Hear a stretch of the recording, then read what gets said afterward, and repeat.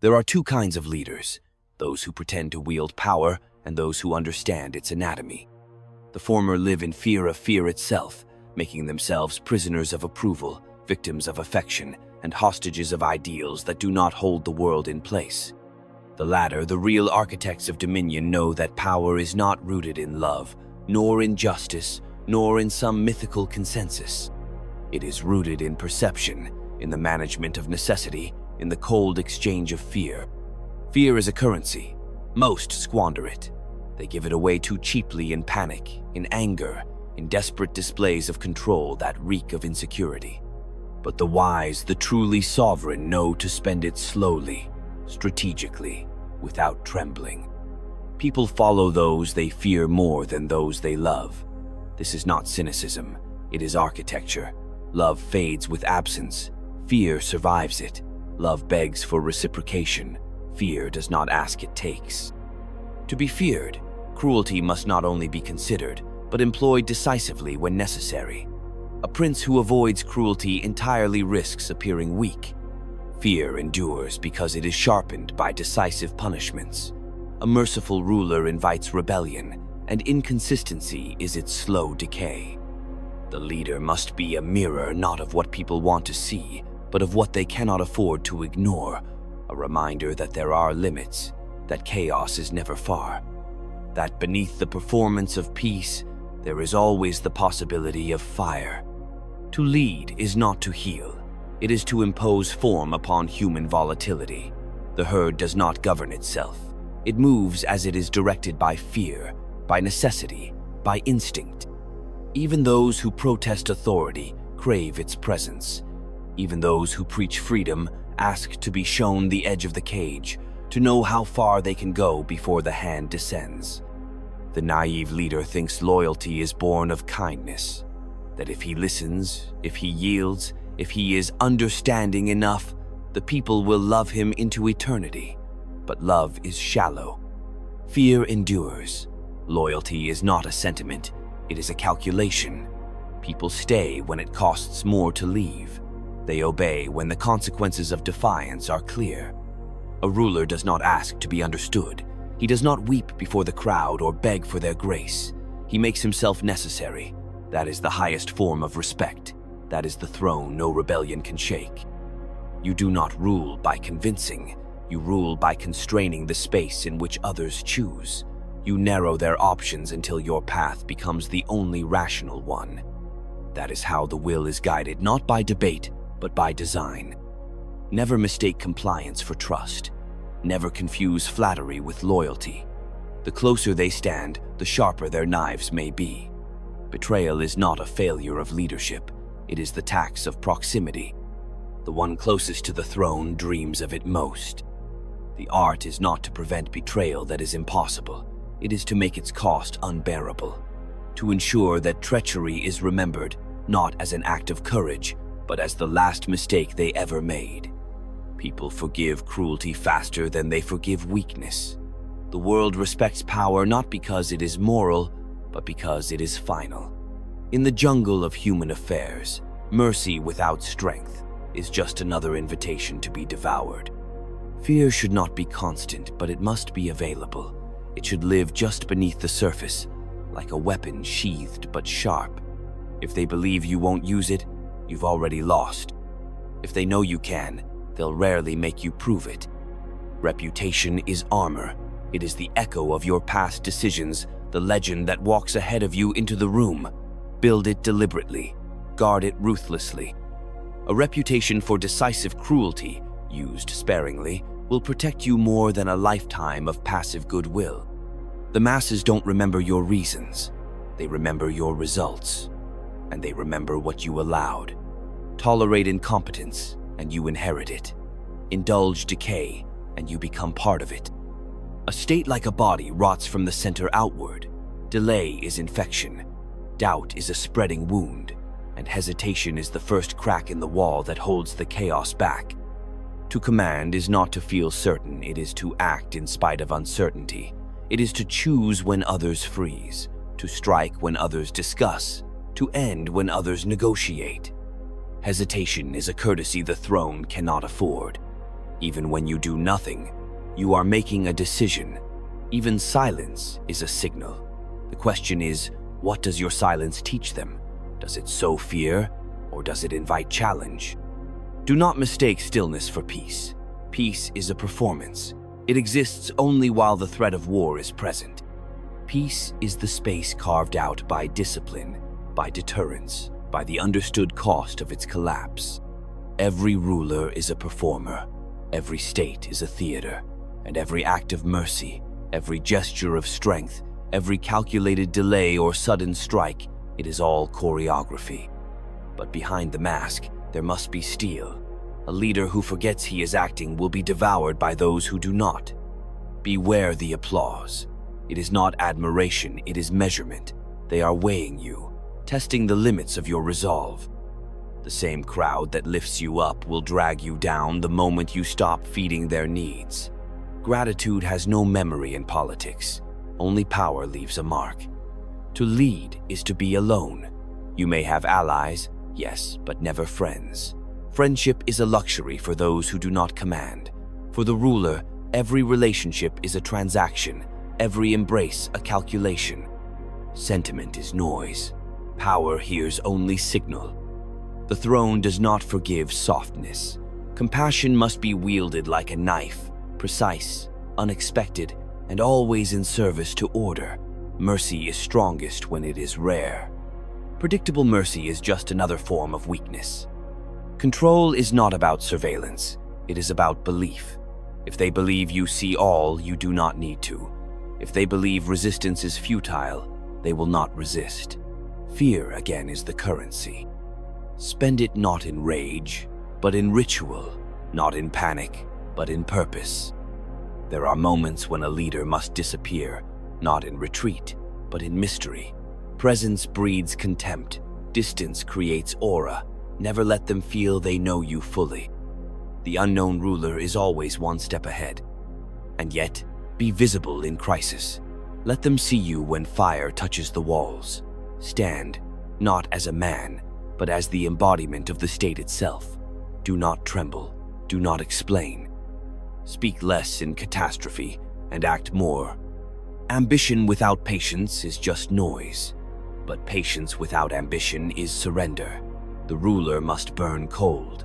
He must know when to wait and when to strike, like the judgment of fate itself. Every empire begins with a lie believed by many, and ends with a truth seen by too few. The wise ruler knows how to control both. And always, always know this. You are not owed obedience. You must construct it. You are not loved. You are tolerated, and you are not eternal. You are only as strong as your next decision. The game does not end. It only resets with new players. Fear is a currency. It is neither good nor evil. It is a tool. It is a language. Spend it wisely or be purchased by someone who does. A ruler who grows addicted to praise has already surrendered control. He begins to serve the crowd rather than shape it. He mistakes their noise for loyalty, their flattery for faith. But the crowd is never loyal, only opportunistic. It follows strength, not sentiment. It senses weakness like blood in water. And when the wind shifts, so do their cheers. Applause is not affection, it is anticipation. They do not celebrate you. They celebrate what you represent, and they will mourn you only until your replacement arrives.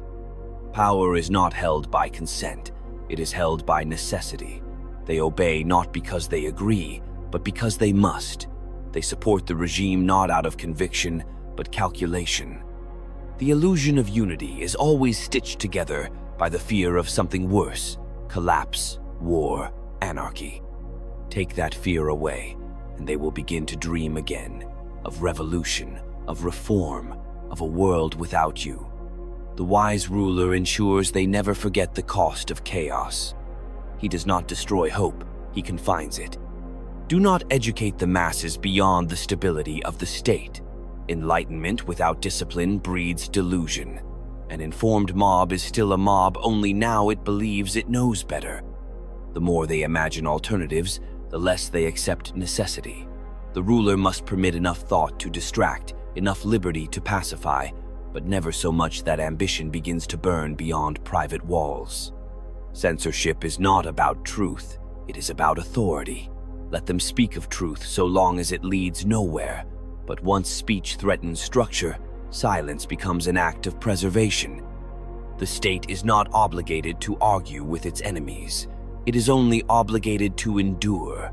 Survival does not apologize. There is no purity in politics. Every choice stains. Every alliance is compromised.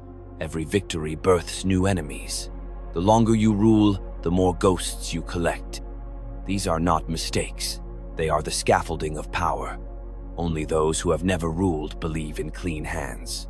A ruler's hands must be steady, not clean. They must build with blood when stone runs out. Justice, in the mouth of the weak, is a plea. In the hands of the strong, it is a tool. The people do not want justice, they want order that favors them.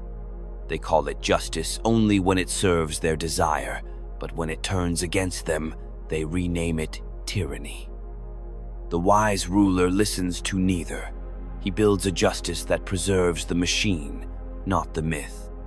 Betrayal begins with comfort. Those closest to you forget your power. They begin to think they are partners, not subordinates. They speak freely, then too freely, then fatally.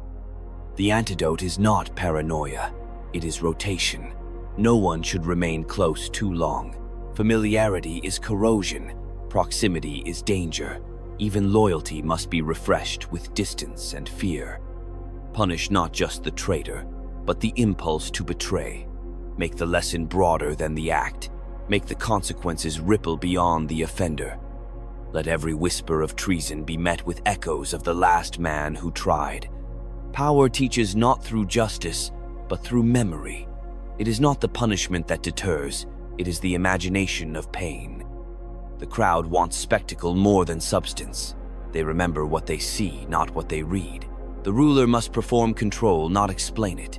Appear to listen, appear to care, appear to share their concerns. But never hand them the wheel. You may let them touch it, turn it briefly, but only so they believe they are involved. Control is not about domination, it is about illusion. If they believe they influence you, they will not try to replace you.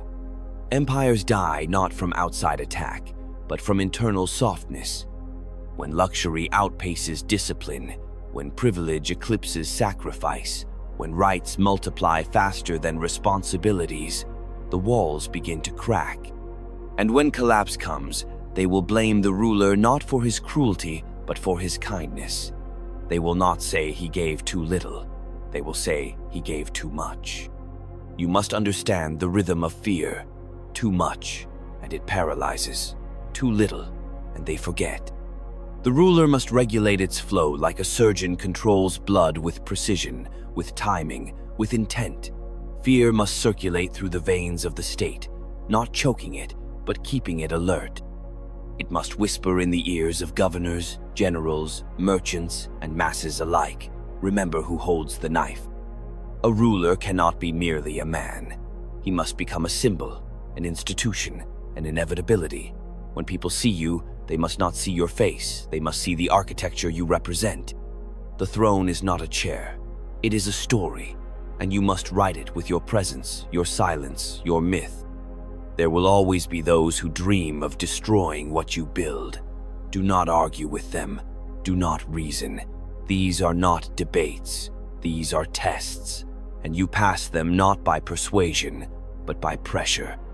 Let them feel the weight of disobedience. Let them remember that the throne does not negotiate.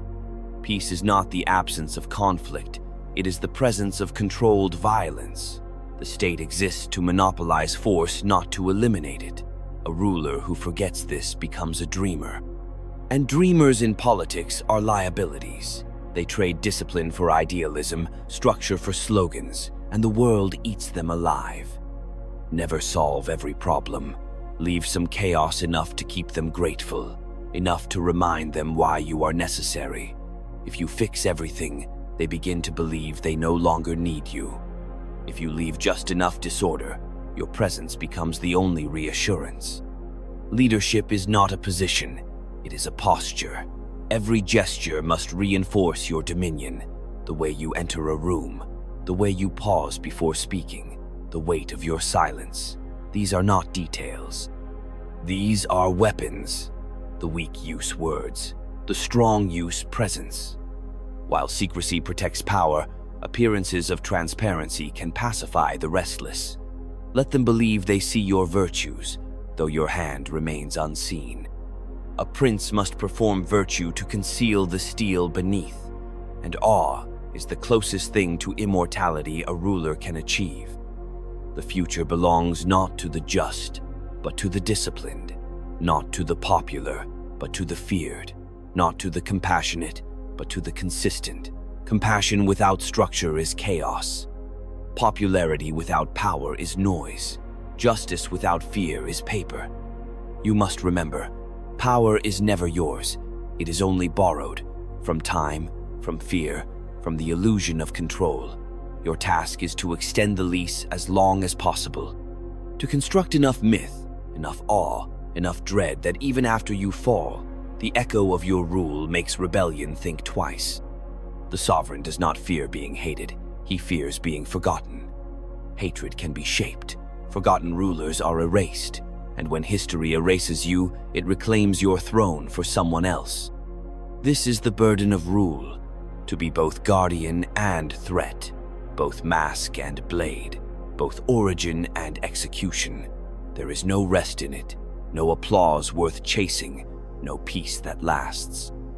Only the ongoing architecture of survival, only the balance of blood and belief. So learn to spend your fear wisely, as coin, as fire, as shadow. Let it move through your court like wind through dry leaves, invisible but unmistakable. Let it be the silence in your steps, the chill in your command, the thing they never name but always feel. And never forget, it is not your love they follow, it is your shadow. They will speak of liberty while clutching the chains of order. They will claim to hate control even as they beg for someone to impose it. The paradox of the governed is this: they resent the sovereign, yet fear his absence more. They fantasize about revolution, but only if someone else will bleed for it. They despise the cage, but tremble when the door swings open. The ruler must understand this contradiction, not as failure, but as design. It is not clarity they seek, it is containment. To rule is to domesticate chaos without erasing it. Leave them in no doubt that beyond your rule lies chaos and ruin. Do not let them imagine liberty. Let them imagine only the terrors of its absence. Fear does not merely suppress, it binds them to the necessity of your reign. You do not just threaten them, you protect them from worse threats. You do not just govern, you shield. The moment they believe the threats are gone, your power becomes negotiable, and negotiation is the first fracture of sovereignty. Power must feel non-negotiable, like weather, like gravity. You do not argue with gravity, you adapt to it. So must your rule become a condition of existence. Beware the intellectuals. They do not dream of better nations. They dream of nations without rulers, or rather, where they are the rulers in disguise. They use reason as a weapon against instinct. But politics is not reason, it is instinct formalized. It is hunger in uniform. The ruler who forgets this is always outflanked by those who don't. Debate is useful only as theater. It distracts, it pacifies, it gives the illusion of participation. But never confuse debate with power. The mob debates, the ruler decides. The sovereign must listen to all but be moved by none. Listening is a tactic, not a concession. Divide when possible. Unity breeds boldness. Division breeds dependency. Let no faction become too strong, no movement too pure. Feed each with just enough to survive, but not enough to thrive. When all compete for your favor, none will dare defy you. Control the rhythm of crisis. A ruler who waits for chaos to arrive is already cornered. Manufacture your own storms, small ones, predictable, contained. Let them test your power, renew your image, remind the people of what leadership costs. A crisis well used is worth 100 speeches. It creates clarity. It burns away illusion. It forces the crowd to choose, and they will always choose the one who holds the torch. The most dangerous moment for any regime is not during hardship, it is during triumph. Success makes rulers sentimental. It softens the instincts. It breeds indulgence, slowness, and the fantasy that stability is permanent. But stability is never permanent. It is rented with vigilance. Comfort is the enemy. Success must be used as fuel, not rest. Never reveal the full scope of your power. What they don't see frightens them more than what they do. Let rumors fill the silence. Let stories circulate. Let them imagine that your reach is longer than it is, your patience shorter, your knowledge deeper. Fear thrives in the unknown. Mystery sharpens its edge. Even punishment must be precise. Too soft, and you invite more defiance. Too excessive, and you create martyrs. Punishment must not simply destroy, it must teach. Each act must write a chapter in the book of obedience. They must learn not just what is forbidden, but why no one else dares follow. Symbols matter, more than reason, more than law. A flag, a throne, a uniform, these speak to the soul. They compress power into image. They endure where words fail. Never neglect the theater. The world is not ruled by facts. It is ruled by belief sculpted into shape. Your enemies will come wearing smiles, often cloaked in friendship, often fluent in your mannerisms. The greatest threats are those who learn your language. They will not strike from without. They will dissolve from within. Do not wait for open treason. Cut early, cut silently. Disappear them from the stage and write the scene anew. Do not fear being feared. Fear, when coupled with structure, becomes respect. They may not love you. They may curse you in private. But when the border is threatened, when the order trembles, they will look to you, not because they want to, but because they must. The state is not a family. It is a machine. It must be maintained, optimized, and protected from corrosion. Sentiment does not fix broken gears. It does not stop leaks. Only discipline does. The ruler must be engineer and executioner. He must love the state not as a parent loves a child, but as a craftsman loves his creation with ruthless attention. You will be judged, not fairly, not truthfully, but inevitably. Do not waste time on your image among the weak. History does not remember kindness. It remembers structure. It remembers endurance. The best rulers are misunderstood by the living and revered by the dead. Know when to disappear, not in defeat in strategy. Withdrawal can be power. Let them miss your hand before it returns. Let them forget what chaos tastes like before you restore order. Presence is power, but absence, if mastered, is prophecy. You are not building a perfect world. Perfection is the language of fools and poets. You are building a durable world, one that bends without breaking, one that survives the ambitions of those who will one day come for your throne. Make no mistake, they are already planning. So teach them through silence, through consequence, through the design of fear. Not fear that enslaves, fear that stabilizes, fear that gives shape to freedom, fear that preserves the very illusions they cling to.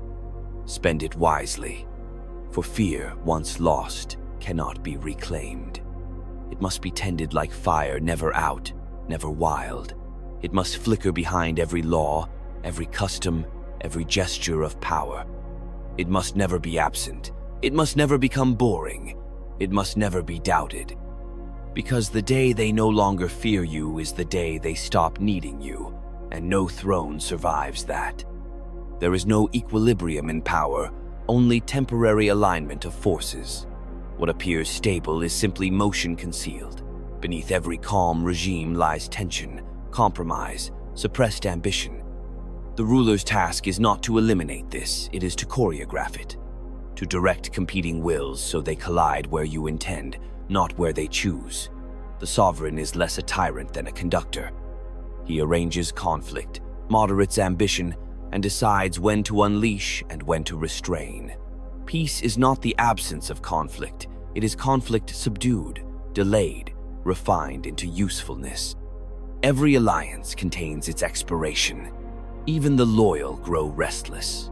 The wise ruler does not wait for the rupture, he engineers the renewal, rotate favors, reassign positions. Let no one believe their place is permanent.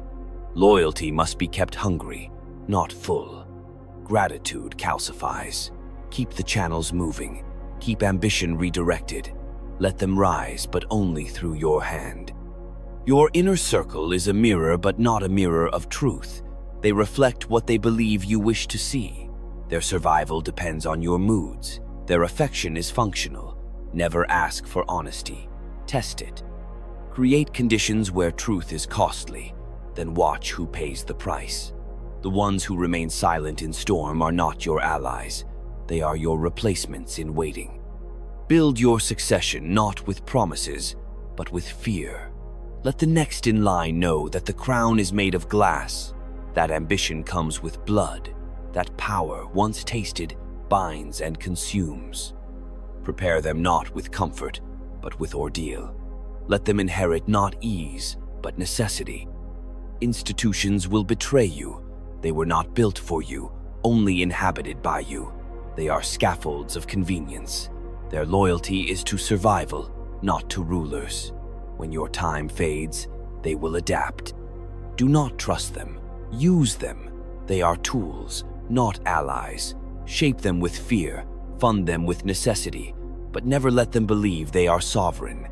The illusion of law must remain intact, even when it bends for you, especially when it bends for you. People do not mind tyranny if it wears the robe of procedure. If the paperwork is stamped, the signatures in place, the ritual observed, they will forgive the outcome. They want order more than justice.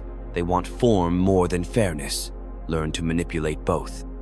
Your mercy must always feel conditional, as if granted, not owed. Let them believe it could be revoked, that your favor is a light switch, not a sunrise. Predictable rulers become vulnerable. Let them walk in slight discomfort, uncertain of where they stand. That discomfort is control. Punish the symbolic, not just the guilty. Choose your examples wisely, not just those who err, but those whose fall will echo. Let the punishment ripple upward. Let it send a message to those watching from above, not just below. Discipline is not about the one who falls, it is about the many who watch. The modern ruler faces not rebels with swords, but networks with code. The threat is no longer visible. It is viral, fragmented, disavowed. The digital mob wears no face, pledges no flag, takes no orders. It must be shaped with subtler tools, not brute force, but narrative, not censorship, but overload. Too much truth can be as blinding as too little. Learn to flood, confuse, redirect. Let them drown in possibility. Control perception, and you control behavior. Reality no longer needs to be altered, only belief. Let them think they chose you. Let them think their opinion matters. Let them think their rebellion was heard, their protest recorded. Then offer them a place to vent that changes nothing. A protest park, a hashtag, a vote between two cages. You need not ban dissent. You must dilute it. Let every voice speak, until no one voice matters. In the noise, authority becomes the only signal. In chaos, order reclaims its crown. Do not modernize blindly. Every new technology is a new vector of exposure, a new way to be seen, known, targeted. Progress is a mask worn by vulnerability. Move ahead only when you can control the direction. If a tool cannot be mastered, it must be broken. Reward silence. Reward discretion. Let the quiet ones rise. Those who speak constantly seek attention. Those who remain in the shadows often understand the value of control. Build your network not from those who demand visibility, but from those who endure obscurity. There will be moments when you must burn what you built, not from failure, but from necessity. Sometimes survival requires sacrifice. A city abandoned, a program dissolved, a minister disgraced. These are not losses, they are offerings. You discard one piece to preserve the board. When the time comes to fall, fall with architecture. Leave behind a system so ruthless in its design that your enemies inherit its shape. Let them rule inside the cage you built. Let them think they've won while they speak your language, enforce your norms, and carry your myth forward in law and custom. This is the final mastery, not to rule forever, but to shape what comes after, to become the skeleton of the future, to become the necessary past. So if you must be feared with purpose. If you must be ruthless with symmetry. Let no cruelty be wasted. Let no fear be random. Let it all form part of the architecture. Spend fear not to wound, but to bind. Spend it not as anger, but as design. Spend it not like fire, but like winter, slow, certain, omnipresent. For in the end, it is not your enemies who will define you. It is not your laws or your legacies. It is the shape of silence you leave behind, the absence that still commands, the echo that still holds weight. That is sovereignty. That is rule. That is what it means to spend fear wisely. And when the time comes, for it always comes when your hand weakens, when the whisper of revolt becomes chorus, when the walls you built begin to echo your own name back to you, not in reverence but in judgment, you must not plead. You must not explain. You must not attempt to rewrite the terms of fear you once set in motion. There is no mercy for those who hesitate at the edge of their own design. End as you ruled, deliberately. Let your silence be heavier than your words ever were. Let your final gesture carry the full weight of your reign. Do not seek redemption in the eyes of the people they forget, and they forgive only when it is convenient. Do not seek refuge in history. It records selectively, it edits cruelly. And do not seek absolution from those who envied your position. They will wear your downfall as a trophy, not as a lesson. Instead, vanish with the architecture intact. Leave behind a structure that does not mourn your passing but continues in your image. A system that breathes your logic, punishes as you punished, rewards as you rewarded, controls as you controlled. Let your legacy be not affection, but continuity. The mark of a true ruler is not that he is missed, but that he remains necessary long after he is gone. And if you have spent your fear wisely, not in excess, not in vanity, but in deliberate shaping, then, even in your absence, they will feel you. In the laws they fear to break. In the silences they dare not fill. In the choices that still bend toward your will, even without your hand to guide them. That is dominion. That is the throne that does not topple, because it has no single occupant, only a design, an order, a shadow cast long enough to outlive the body that made it. Spend fear like a ruler, so that when you are no longer here, the world you shaped does not ask who you were, but obeys what you left.